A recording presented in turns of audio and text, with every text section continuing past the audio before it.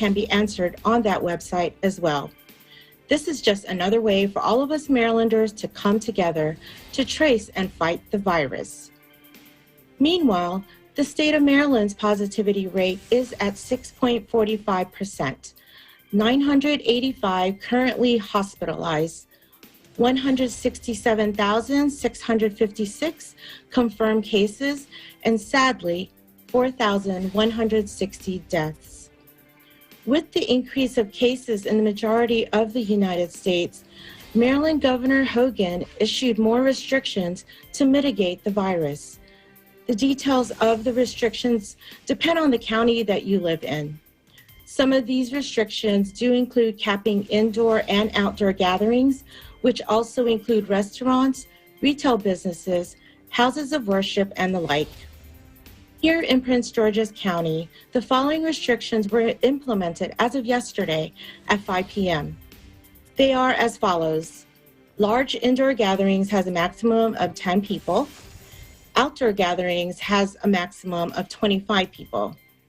Essential businesses, such as grocery stores, may operate at 50% capacity, but of course practicing all of the safety measures. Restaurants have a 25% capacity for indoor dining and a 50% capacity for outdoor dining. And all indoor establishments or businesses have a maximum capacity of 25%. As Governor Hogan mentioned, let's go back to basics. Wear your mask, wash your hands, avoid gatherings, and practice social distancing. In Fort Washington, Maryland, Arlene Ocampo, Eagle News, we live in interesting times. Back to you, Thomas. Arlene, it sounds like people are really buying into this app. Have you heard much opposition to it at all? No, I haven't. I think it's actually a great tool. Something positive for sure, a positive option. I think anything that is available to us that will actually help us minimize the spread of the virus, I'm actually all for it, Tom. Yeah. These are the kind of things we need. We can't become complacent, as Dr. Fauci is, and others have said. Now is not the time to be complacent. We're on the verge of maybe having a vaccine, but that isn't going to happen tomorrow. So, again, we need a lot of tools like that. Thanks for joining us this evening, Arlene. We go to New Jersey now, where folks are going to have more limits on socializing. We get the details from Mayanne Manzano-Gerson. She joins us from Sicklerville, New Jersey. Good evening, Mayanne. Good evening, Thomas, and thank you. Governor Murphy, in his coronavirus briefing today, announced that he is signing an executive order lowering the limits on gatherings here in New Jersey in an effort to slow the rise of COVID-19 cases. Take a look. So today I'm signing an executive order to reduce indoor gathering limits to no more than 10 persons. That's down from 25 persons.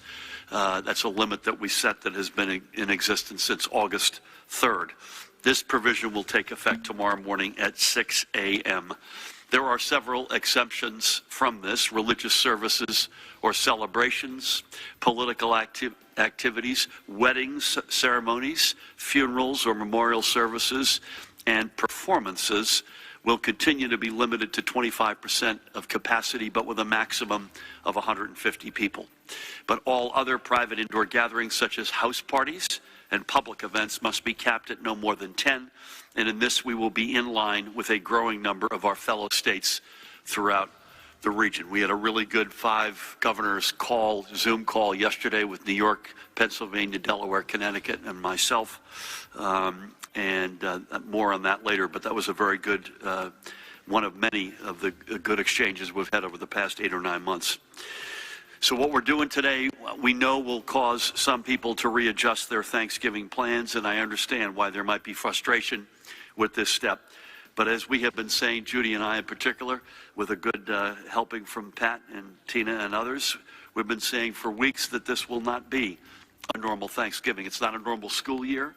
It's not a normal Thanksgiving. It wasn't a normal Halloween. It won't be a normal Hanukkah or Christmas. And 2020 won't be normal, period. We're urging everybody to keep their Thanksgiving plans as small as possible, because we know that indoor gatherings and homes are particularly dangerous places for COVID-19 to spread. And the smaller the gathering is, the less likely it is that someone is infected and puts their loved ones at risk. It is that simple. The new restrictions were announced after a weekend where the state recorded nearly 9,000 new COVID-19 cases. Meanwhile, outdoor gathering restrictions will take effect after 1 week, which is on November 23. Here are the new rules for outdoor gatherings. Take a look. Likewise, outdoor gathering limits will also be pulled back from the current 500 down to 150. Again, with the exceptions for religious services or celebrations, political activities, wedding ceremonies, funerals, memorial services. This limitation will apply to a whole variety of events, including youth and high school sporting events or outdoor concerts or other performances. As it pertains, by the way, to youth and high school sports, the 150-person limit includes players, coaches, and other team personnel and officials. So the number of allowable spectators will in fact be lower than 150. Because the reduction is so severe, we know that there may be certain events scheduled for this coming weekend that would be impacted.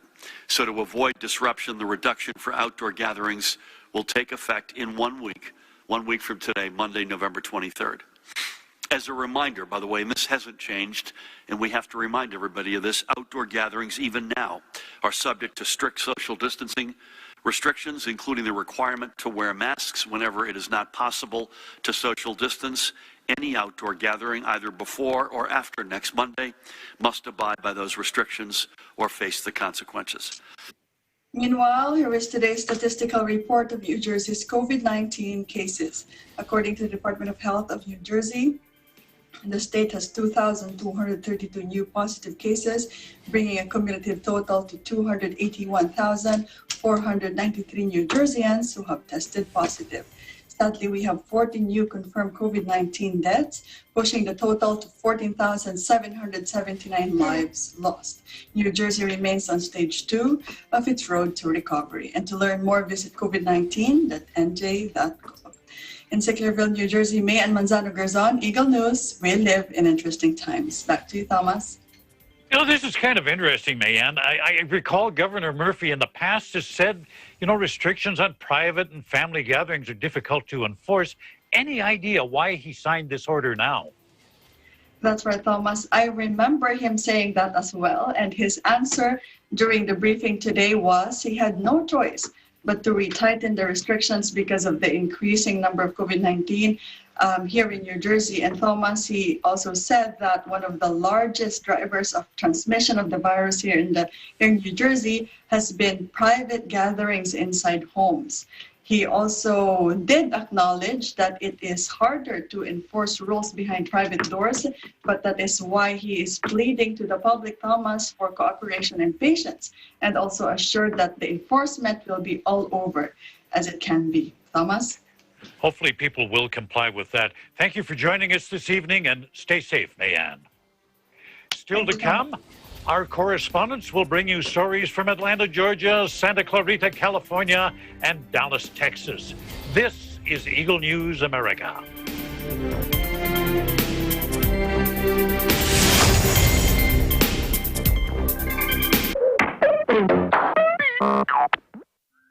Turuan din natin ang mga bata ng tamang paghugas ng mga kamay. Basain ang kamay ng tubig at lagyan ng sabon. Kuskusin ang iyong mga palad. Gayon din ang pagitan ng mga daliri. Pati na ang likod ng mga palad at daliri. Ganon din ang iyong hinlalaki. Kasama ang mga dulo ng iyong mga daliri. Pagkatapos ay iyong palapulsuhan. Gawin ito ng kahit 20 segundo. Pagkatapos ay banlawan ng tubig at patuyuin.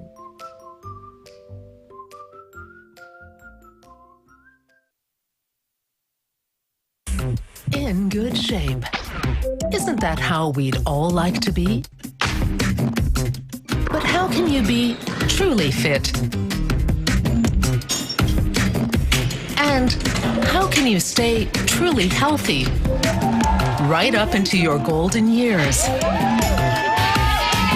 And truly have fun while doing it. In good shape. Innovation, digital disruption, globalization. Startups, micro, small, and medium enterprises, as well as large corporations, all face interesting challenges in the market today. Peek into the world of exciting opportunities and partnerships to drive growth with the latest business news and information. We are open for business. Join the conversations to create a more vibrant environment for entrepreneurship. Catch Open for Business every Saturday from 5 to 6 p.m. Open for Business, from vision to action.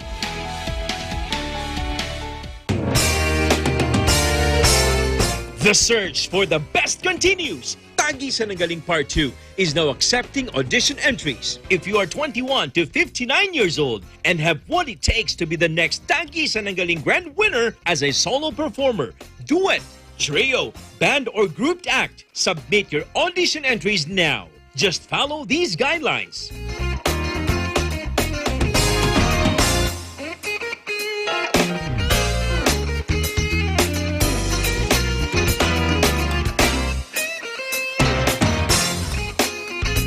To submit audition entries for the singing category, contact Nikki at 0977-651-9504. This is your chance to be Tagisan ng Galing's grand winner and win 2 million pesos.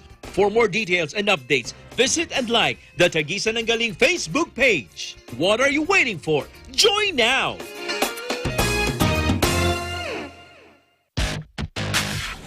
Passengers here are in for a ride. Taxi drivers here need nerves of steel, while passengers here can get an eyeful along the way. Rev taxis accommodate passengers all over the world. The Driver, our series. Rev.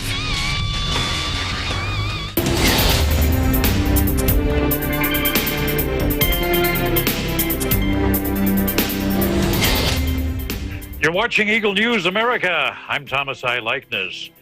In Georgia, the state's governor is saying now is not the time to be complacent.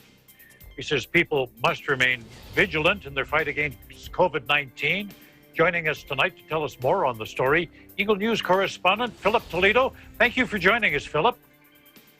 Thanks, Thomas. And I know much of the news cycle when it comes to Georgia for the last several days has all been focused on the presidential election, the retally, and the upcoming Senate runoffs here in the state. But the COVID numbers still continue to climb. We may not have seen as steep of a climb as some of the other areas of the country, but the fact remains that we have seen a steady increase in the average daily new cases since about the beginning of October. As of today, the Georgia Department of Health is reporting almost 388,000 confirmed positive cases. But when you switch to the CDC's data, they add in the probable cases to bring the total to almost 425,000, which if you compare to the other states in the United States, we're the fifth most in the country when you take out the state of New York. So as such, late last week, Governor Kemp issued an executive order extending his current COVID-19 restrictions through the end of the month. Now, he stated in his press release, quote, as COVID-19 case numbers and hospitalizations rise across the country, Dr. Toomey and I are asking Georgians to remain vigilant in our fight against COVID-19. He also mentioned 300,000 rapid tests had been deployed throughout the state, as well as a stockpile of 60 days worth of PPE. He further stressed the need for us to not become complacent. And I can just attest from walking around that many Georgians are beyond weary of quarantine fatigue. Now, aside from wearing a mask and continuing to socially distance, the governor also took to his social media accounts to remind people of the importance of taking a flu shot and how that can help us with the COVID-19 pandemic. Now, I know, Thomas, that I said, a lot of the talk has been about elections lately, and we can't escape it. So I just need to mention that today, the Georgia Secretary of State, Brad Raffensperger, who, by the way, is charged with administering elections here in Georgia, put out a release warning that groups trying to help individuals move to Georgia with the sole purpose of voting in the Senate runoff elections would be prosecuted. So what's happening is here at the beginning of January, we're going to have a runoff where 2 Senate seats will be decided in Georgia, which will ultimately decide which party has control of the Senate. And as such, there's a lot of attention. And according to Georgia law, you cannot move to Georgia, register to vote, and then move away. If you do that, it's against the law. And also, if you are a group that is trying to help people fulfill that behavior, you could be charged with felony racketeering, which comes with a fine of up to $25,000 per count. So it seems that with both COVID-19 and all of the spotlight and scrutiny of the election, Georgia is going to remain on everyone's mind, at least for the next near future. In Atlanta, Georgia, Philip Toledo, Eagle News, we live in interesting times. Back to you, Thomas. Philip, how is the healthcare system coping with these increasing numbers? Are the regular health needs being met, or are they being shoved aside so that doctors and nurses can take care of COVID patients? That's a good question, Thomas, and I don't have the exact statistics here in front of me, but just based upon what I'm hearing and reading on the other news outlets, and we've got some community members who are in the healthcare industry, we're not seeing as critical of a situation as you might see in like in El Paso, Texas, or some of those other hotspots here within the country. But hospitalizations are definitely on the rise, and it's something that we all have to watch out for. An opinion here, Philip. From your observations, are people following the health guidelines? And I know you mentioned it earlier, has COVID fatigue set in? Yeah, I think I mentioned before, we're beyond COVID fatigue at this point. And, I think for the most part that the masks themselves are becoming more commonplace, but then you notice some people with the and I hate it when I see this. You've got the mask on, but then it slips down below your nose, which doesn't really, afford all of the protections that you're looking for. And even some of my colleagues that were from the beginning the most staunch followers of all of these precautions, they're now starting to wonder because they see all these people, taking trips and hanging out with their friends and going to restaurants and all these other places. I think just about everybody is starting to question how seriously do they want to take it, which is, not what we want as we're getting ready to go into these holiday season. And a lot of people are going to be indoors. And, some of the other correspondents mentioned that that's where the virus spreads. So we have to be very careful for sure. Not the time to be complacent. Thanks for joining us this evening, Philip, and stay safe. Thank you, you too. Discouraging news from California. COVID-19 cases have surpassed the 1 million mark. Californians being told to stay home for the Thanksgiving holiday. With more on that, I'm joined this evening by Brianna Andrade of our Los Angeles Bureau. Brianna, this is not good news at all for those hoping to get together with their families. Yes, Thomas, it's really discouraging news to hear that Angelinos are experiencing some setbacks on their travel plans with COVID-19 cases rising in Los Angeles County and surpassing the 1 million mark for the state of California. In Los Angeles County and throughout the state of California, COVID-19 cases have dramatically increased, with California surpassing the 1 million mark for confirmed COVID-19 cases. The state joined Oregon and Washington in issuing a travel advisory, urging residents to avoid traveling outside the state and keeping travels locally as much as possible, and recommending a 14-day quarantine for visitors and those arriving back from out of the state. According to the Los Angeles County Department of Public Health, a record number of new cases have been reported since the July summer surge here in Los Angeles earlier this year.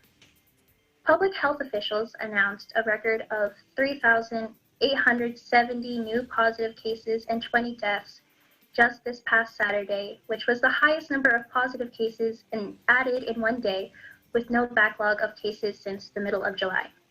And yesterday, on Sunday, there were additional reports of 3,061 positive cases and 3 deaths added for the county. This travel advisory applies to those individuals crossing borders for non-essential travel, including tourism and recreational trips. This advisory does not apply to those who are traveling for work, study, or those seeking immediate medical care. Right before the flu season and Thanksgiving holidays, the county reminds Angelenos and those who are planning to travel of the importance of following public health safety measures and lessening the spread and protection from the virus, including proper hand washing, physical distancing, and constant use of face coverings. California Governor Gavin Newsom states, California just surpassed a sobering threshold, 1 million COVID-19 cases, with no signs of the virus slowing down. Increased cases are adding pressure on our hospital systems and threatening the lives of seniors, essential workers, and vulnerable Californians. Travel increases the spread of COVID-19, and we must all collectively increase our efforts at this time to keep the virus at bay and save lives. Los Angeles Mayor Eric Garcetti recommends that everyone stay home as much as possible as he tweets, I know this is hard. We miss our friends and family. We miss our traditions and gatherings, but please cancel your travel plans or typical parties. Celebrate with those you live with, or even virtually. These sacrifices save lives. In Santa Clarita, California, Brianna Andrade, Eagle News. We live in interesting times. Back to you, Thomas.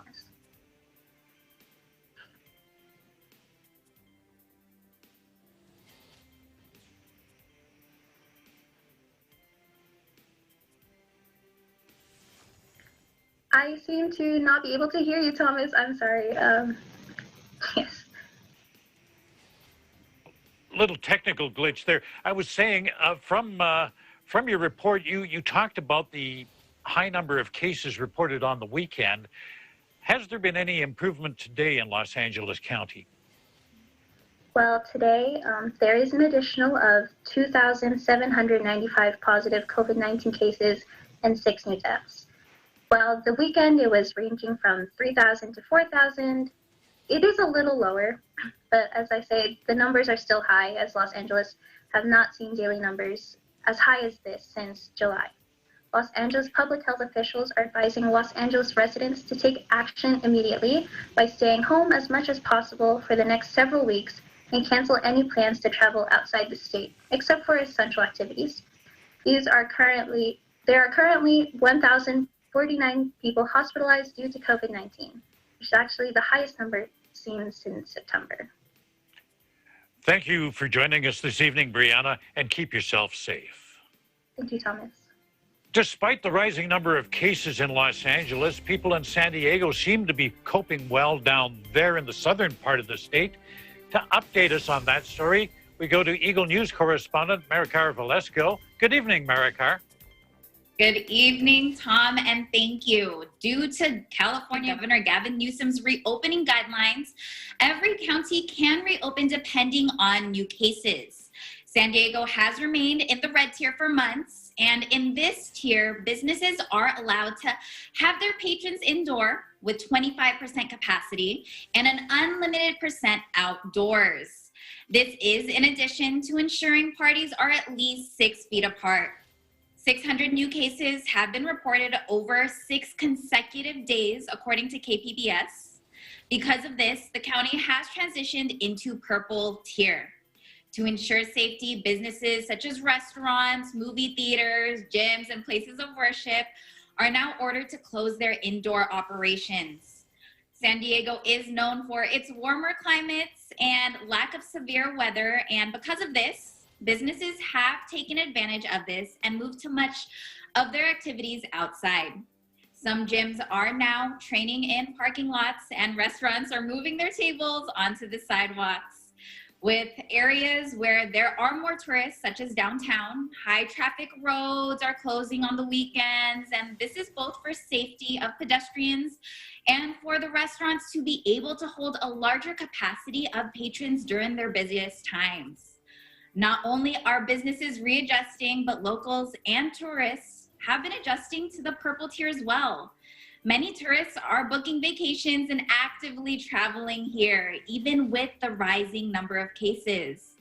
We talked to Camila Espinoza, a visitor from San Francisco, about her observations of how San Diego is transitioning compared to her experiences in the Bay Area, California, with their restrictions. Between San Francisco and San Diego is it's a lot more tense. Where I'm at, there's a lot more people just in their bubble trying to go from point A to point B. They're not really making any eye contact. If somebody's caught not wearing a mask, it's kind of like taboo there. Versus here, I feel like it's more relaxed, more friendly. I've talked to so many nice people already in the 2 hours that I've been here. I feel like they've adjusted and have accepted where we're at right now, and they're okay with it, but they're just following the rules, just living in this new normal. In San Diego, California, Mari Carvelasco, Eagle News. We live in interesting times. Back to you, Thomas. Well, certainly weather down there has made life a little more bearable. You can do a lot of things outdoors, which we certainly can't where I live up here in Canada. And I know the northern states is getting pretty chilly now, too. How are the locals down there adjusting to being in the purple tier? That is a great question, Thomas. You see, we as San Diegans, we're used to being outside. So as we still have some warmer weather, being able to adjust to going to the gym outdoors, eating outside, working out, ordering our meals to go, it's not too much of an adjustment, but that may be changing as the winter progresses. If anything has been really affected right now, it's small business owners themselves. We have a very strong community of small business owners that are doing their best to serve employees and their communities. And with these restrictions, this does lead to less capacity. Less capacity leads to lower revenue. Thomas? Thank you, Maricar, for your report, and please take care. In Texas, the state is nearing the 1 million mark for COVID-19 cases. With details on that story and other issues in the state, Eagle News correspondent Nanita Manawis reports from Dallas. Howdy from the Lone Star State. Texas is in a serious fight with COVID-19. This was the tweet from the Texas Department of State Health and Services, or DSHS, on Thursday, with the Lone Star State recording an average of 7,225 new cases per day. And on Friday, November 13, Texas has officially surpassed the 1 million mark of recorded number of confirmed COVID-19 cases. Statistics as of November 14 indicated that 17% of the COVID-19 cases in Texas has been reported in Harris County, 10% in Dallas, 7.12% in El Paso, and 6.98% in Tarrant County. Governor Greg Abbott said that the state of Texas is ensuring that our communities hit the hardest by COVID-19 have the resources and support they need to keep the people safe and bring hospitalizations rates back down.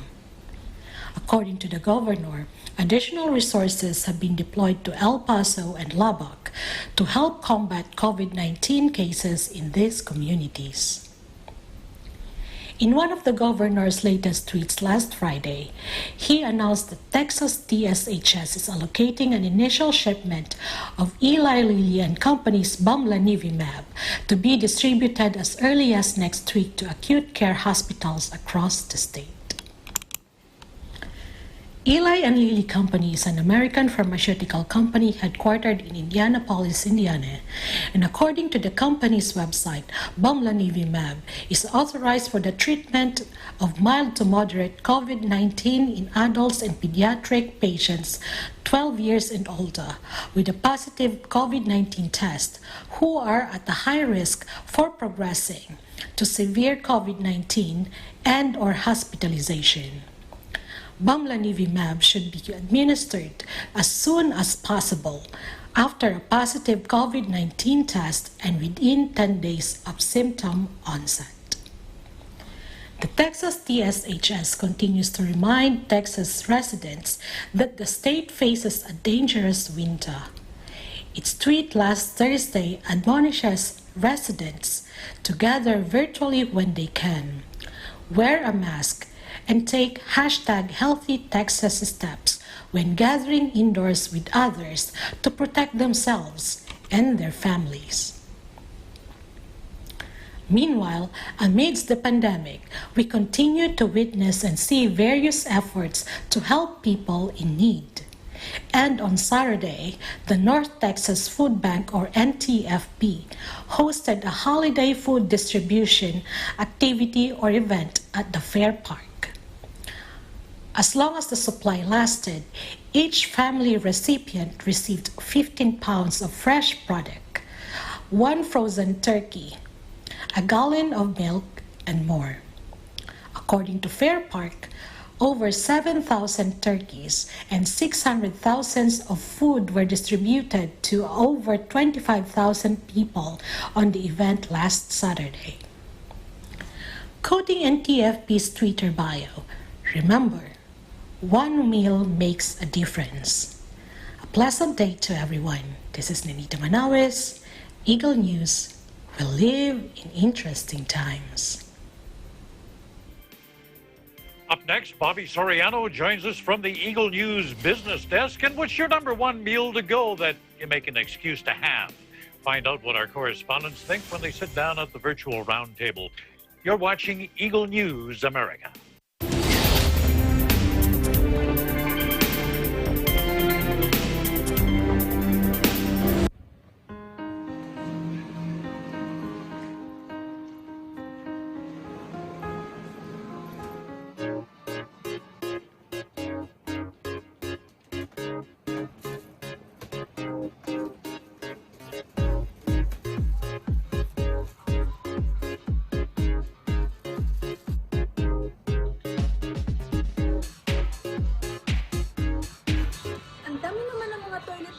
Tissue boxes mo. Hindi mo ba alam, mauubos daw ang mga tissue products? Bakit naman? Ang raw materials daw ng mask at tissue products ay iisa lang. Saan naman galing ang balitan yan? Ay basta, narinig ko lang din. Maraming din kayang nagpo-post sa Facebook at Twitter, kaya kung ako sa'yo, kumuha ka na din. Sige na't mauna na ako sa'yo Huwag basta-basta magpaniwala sa mga nakikita o nababasa sa social media. Magsaliksik at i-verify ang lahat ng impormasyon nakukuha sa internet. Tandaan, maging responsable tayo sa paggamit ng social media nang hindi magdulot ng panik sa iba. Kung paanong dapat labanan ng COVID-19 ay gayon din ang ating pagsugpo sa black propaganda at maling impormasyon. Dennis Lu, Lou Omelda, Vigilant Partosa, Tyranel Pililu, Hannibal Arevalo, EBC, Japan Bureau. We live in interesting times.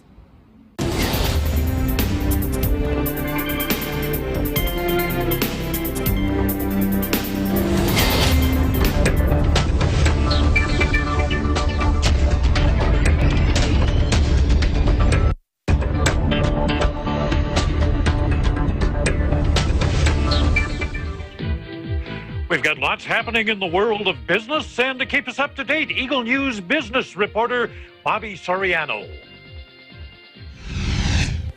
Good evening. U.S. markets have closed. Here are your latest business headlines. The largest multilateral trade pact was signed over the weekend, with 15 countries in Asia and Oceania signing the pact. Known as the Regional Comprehensive Economic Partnership, or RCEP, the trade agreement looks to unite 1/3 of the global population and 29% of global gross domestic product under a single governing trade agreement that will reduce tariffs among its members and provide unifying provisions regarding intellectual property, telecommunications, financial services, e-commerce, and professional services. The trade agreement excludes the United States, which withdrew from the RCEP's predecessor, the Trans-Pacific Partnership Agreement, back in 2017. While Asian countries continue to strengthen ties with one another, American companies are looking to strengthen their positions elsewhere. Global retailer Walmart announced that it would be selling its stake in Japanese local supermarket Seiyu GK to private equity firm KKR in a deal that would value the supermarket chain at $1.6 billion. Walmart in 2002 had hoped to leverage the supermarket chain's brand to integrate itself into the Japanese market, but the retailer has found more success from its e-commerce channels, which have been boosted by online shopping during the pandemic. Walmart's selling of its holdings in Japan follows similar sellouts that release it from holdings in the UK and Argentina, signifying the focus that the retail giant has on its fight with other e-commerce retailers such as Amazon. Lastly, as countries continue to focus on trade agreements with one another, Elon Musk looks to make a more lasting partnership with the next frontier, space. His Spacex company successfully completed the launch of its first operational mission with 4 astronauts aboard its Falcon 9 rocket and Dragon capsule. The full crew of astronauts will travel to the International Space Station, where they will remain for 6 months to assist in deep space experiments that will increase mankind's knowledge of in-space manufacturing and space's long-term effects on human health. Afterwards, NASA has tasked SpaceX with regularly scheduled launches to the ISS that look to be much more cost-efficient than government-only backed flights. The success on Sunday was hailed by SpaceX President and Chief Operating Officer Gwen Shotwell as the beginning of a new era in spaceflight. U.S. indices closed in the green today, breaking all-time highs during the day on the positive vaccine news from Moderna. Reporting from New York, Bobby Soriano, Eagle News. We live in interesting times. And we're going to stick kind of with the business report, the restaurant business, because, you know, it's National Fast Food Day. So as the gang gets around the virtual roundtable, I want to ask them, what is their favorite meal to go? Let's start with you, Brianna. You're out there in California. You got some great fast food places that are strictly Californian. What's your favorite? Well, I gotta say, coming from California, a big favorite of mine is the animal-style burger from In-N-Out, but without tomatoes, because I don't really like tomatoes, but yeah, In-N-Out has really great food options there. So I wish we had In-N-Out here. When we go to California, that is always one stop. Philip, I know you probably got about 100 different places, but tonight, if you had to go out tonight for takeout food, what is your number one choice? Well, Tom, I'll spare everybody the old tapes of the Whataburger versus In-N-Out conversation we had a couple of months ago. But if I'm in a pinch and I got to get fast food, there's 2 things I got to decide. Because if it's for just me by myself, I'm going through McDonald's, getting a McDouble, a McChicken, and a small fry and a cup of water, because that's the most economical way I've found to find myself full and satisfied. But if I'm providing for my family, I'm going to call my wife ahead of time and tell her to make rice. And I'm going to go to Publix, which is a big grocery chain here in the Southeast, and I'm getting their fried chicken, because I'm telling you, it's delicious. Better than the Colonel? The Colonel would be jealous, she says. I mean, the Colonel's got his place and time, but, you know, Publix is all the time. Maricar, tell us where in San Diego you would go. Mine's not necessarily regionally specific, Tom, but I am a huge fan of Wendy's and their $5 biggie bag. I had no idea that Wendy's had a value menu until very recently, and I had been ordering the exact same thing for about $2 or $3 more. So I can't get enough of that $5 biggie bag at Wendy's. Dave Thomas, if he was still alive, would be proud of you. He was the founder of Wendy's, incidentally. Mayanne, what is your favorite fast food? I would get a regular Whopper meal from Burger King. Nothing like a Whopper. I love a Whopper. I love a Whopper. Actually, there's a guy who lives in a big white house who told a few Whoppers. And my favorite, A&W. Do you have A&W in the United States? Is it still exist down there? A&W. I'm sorry? I was going to say it's usually attached to a Taco Bell or a KFC now. Oh, okay. No, if I'm going for burgers, it's got to be A&W. And before we all head out to the drive-thru to get our takeout tonight, let's... Arlene. Oh, Arlene. I'm sorry. I didn't mean to forget you, Arlene. Tell us, what's your favorite? Actually, it's a local Chinese carry-out down the street. The fried chicken wings with mumbo sauce and French fries. And it'll be the one time I'll have soda, because I don't really do soda, but I have to have it with that meal. Boy, after hearing all of that, I am starved. But before we head out to the drive-thru to get our takeout, let's take some time now to salute our healthcare workers, our first responders, our essential workers, all of those folks out there on the front line taking care of us. Let's salute them now with a round of applause. We appreciate you, and that's tonight's Eagle News America. Thank you for joining us. I'm Thomas I. Likeness, and truly, we live in interesting times.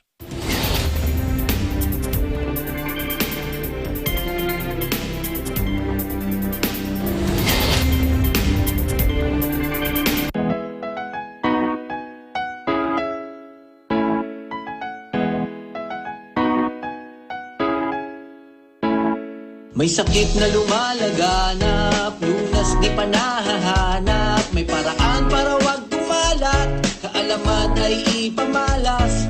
Pag-aralan o dali na, simulan ang disiplina. Mapahamak ay hindi na, lahat ito ay makakaya.